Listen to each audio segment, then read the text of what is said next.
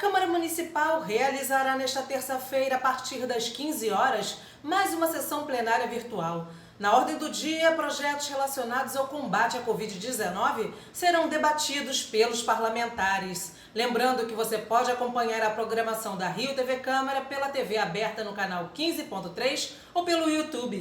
Secretaria Municipal de Fazenda participa de audiência pública promovida pela Comissão de Finanças. Até o momento, o município já perdeu cerca de 4 bilhões de reais em arrecadação, mas ainda não é possível fazer uma projeção para o próximo ano. A audiência da Comissão de Finanças começou com a secretária municipal de Fazenda anunciando que o orçamento enviado terá que ser revisto. O motivo é que ele foi encaminhado à Câmara no dia 15 de abril, ainda no começo dos efeitos da pandemia do coronavírus. Ela prevê uma queda de pelo menos 4 bilhões de reais na arrecadação para o próximo ano. Na lua de 2020, o esforço de arrecadação aqui era de 2 bilhões. Então, o nosso orçamento, em princípio, seria 30 bilhões, 820, e um esforço de arrecadação de 2 bi. Quando chega o orçamento para 2021, foi projetado dessa forma, considerando esse esforço de arrecadação em 2020. Ocorre que em 2020, além de não cumprir esse esforço de arrecadação por toda a situação econômica, a gente ainda também tem uma quebra de arrecadação de 2 bi. Então, o nosso orçamento de 2020, por isso que falar de 2021 é muito complicado, é muito complexo, ele de pronto, ele cai para 28. A secretária Rosemary Macedo garantiu que a prioridade é o pagamento dos servidores e manter os gastos com a saúde. Mês que vem está garantido, a gente vem fazendo esforço, como eu disse, a prioridade é o pagamento dos servidores e os contratos de natureza essencial e saúde, basicamente. A vereadora Rosa Fernandes criticou o fato da Prefeitura liberar recursos para outras áreas, além da saúde, durante o momento de pandemia. O que é prioridade de verdade? Porque, ao mesmo tempo que estão fazendo becos, vilas, vielas e recapeamentos, tem obras que estão pela metade dando dano para a população. Presidente da Câmara, o vereador Jorge Felipe questionou sobre o projeto de lei enviado à Casa que suspende o pagamento dos consignados pelos servidores. A Fazenda chegou a ter tratativa com o sistema financeiro, com os bancos, nesse sentido, tentando encontrar caminhos. A Procuradoria foi consultada. Esse projeto não passou pela Fazenda. De fato, há um impeditivo, quem legisla é o Banco Central em algumas matérias. Quando o projeto foi enviado pela Casa Civil, já estávamos conversando com os bancos no sentido de buscar uma solução consensual para atender aos servidores, até porque muitos já estão com sua margem comprometida. Em seguida foi a vez da apresentação da secretária municipal de Assistência Social e de Direitos Humanos, Tia Ju. Ela falou sobre a importância do Fundo Municipal de Solidariedade que foi aprovado recentemente na Câmara Municipal. Esse fundo tem o objetivo de ajudar os mais prejudicados pela pandemia. Já a secretária municipal de Saúde, Beatriz Busch, explicou como vai ser o funcionamento do Fundo Emergencial de Combate à Covid-19. Esse fundo vai durar enquanto a pandemia não terminar.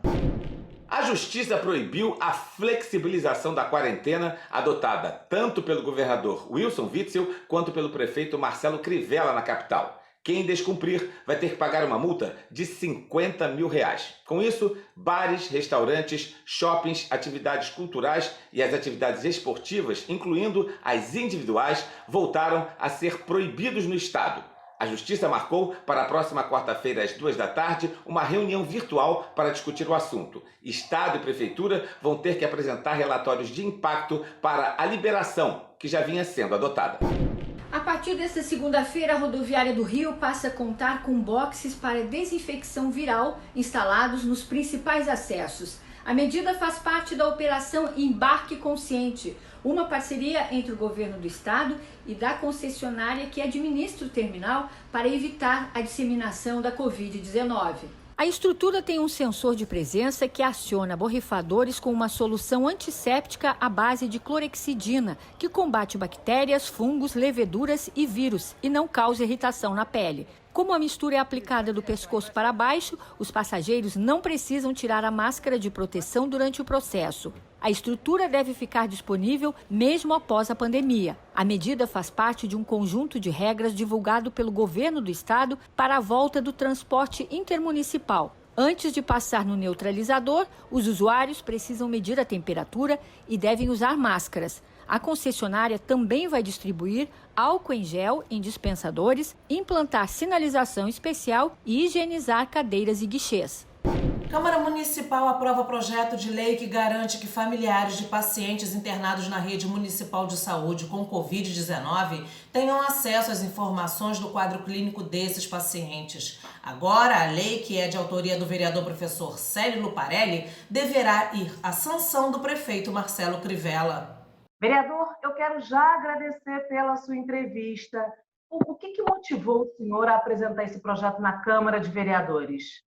Nós, embora estejamos em isolamento social, é sempre muito importante frisar que os vereadores responsáveis estão cumprindo as determinações das autoridades de saúde, né?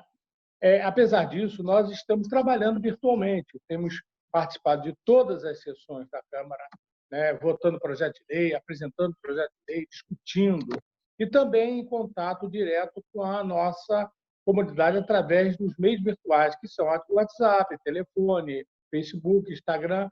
Isso é um mecanismo inteiramente bom para nós conseguirmos manter a nossa atividade. E, com isso, muitos parentes, mas muitos mesmo, parentes de pessoas que estão internadas, seja pela Covid-19, seja por outra doença qualquer, estão apavorados porque um protocolo que a Secretaria Municipal de Saúde faz está impossibilitando, especialmente os parentes daqueles que estão internados com Covid, que tenham acesso. A gente sabe até que a razão é justa, mas o não ter acesso lá nas condições de UTI, de enfermaria, que a gente compreende, não impossibilita de um parente saber que tipo de tratamento está sendo feito e qual é a evolução do seu parente lá em relação a esse tratamento. Trata-se, inclusive, isso de uma questão humanitária, está consagrado nos direitos humanos, as pessoas têm direito de saber das condições de seus parentes. Além disso, é um princípio constitucional que é o princípio da dignidade da pessoa humana. E, além disso, também para aqueles que não acreditam na Constituição, pelo menos os que são cristãos, entendem e seguem a doutrina cristã de ter essa possibilidade de acompanhar os seus parentes na evolução ou na involução da doença.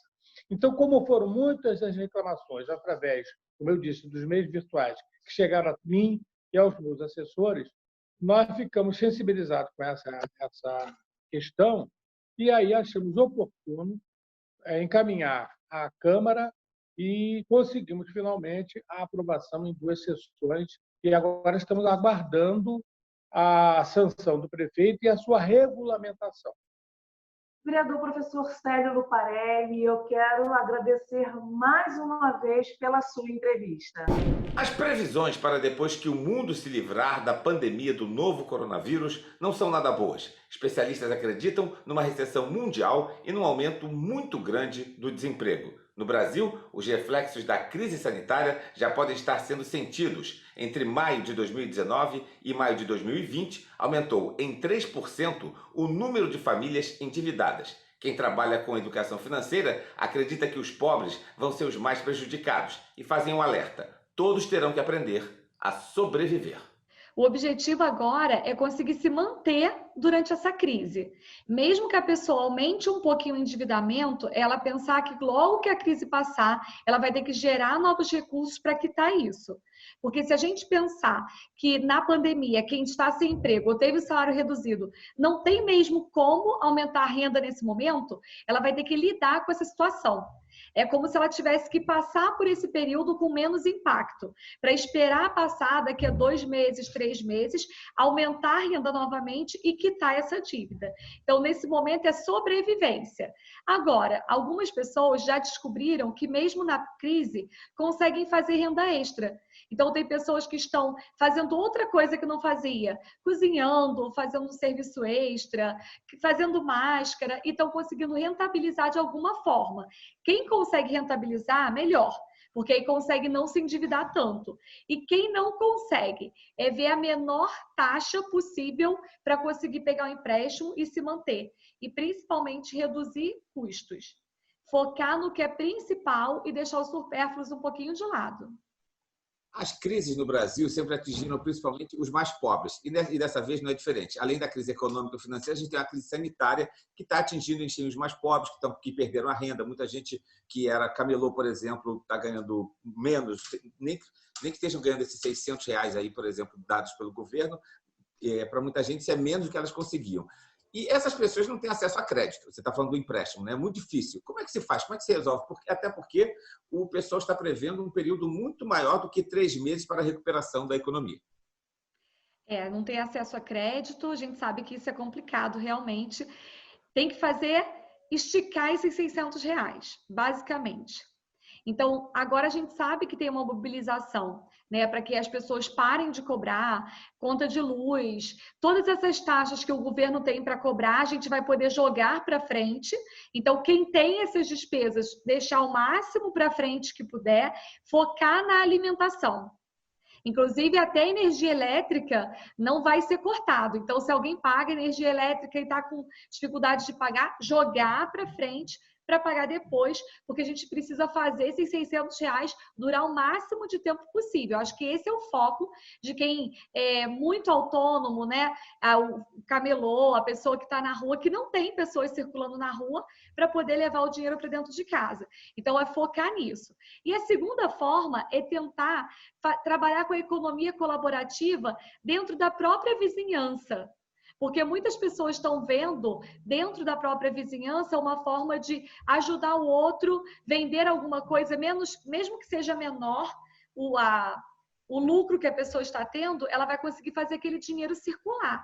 Então, de alguma forma, é olhar para uma solução, mesmo que pequena, mas entendendo que é por um período, isso vai passar e depois, quando a economia voltar a girar, recuperar tudo de volta.